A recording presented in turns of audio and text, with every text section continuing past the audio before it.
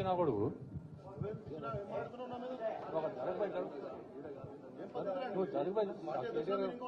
రెండు నిమిషాల్లో కేటీఆర్ గారు వస్తున్నారు. నిన్ను ఎవరు పిలిచారు అసలు?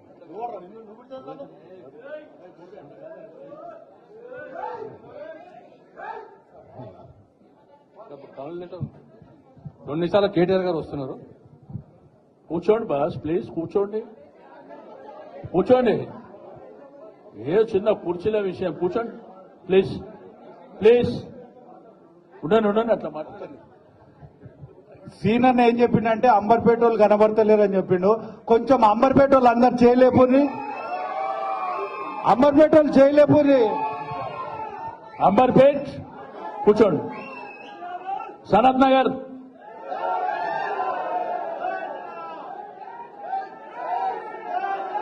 సికింద్రాబాద్,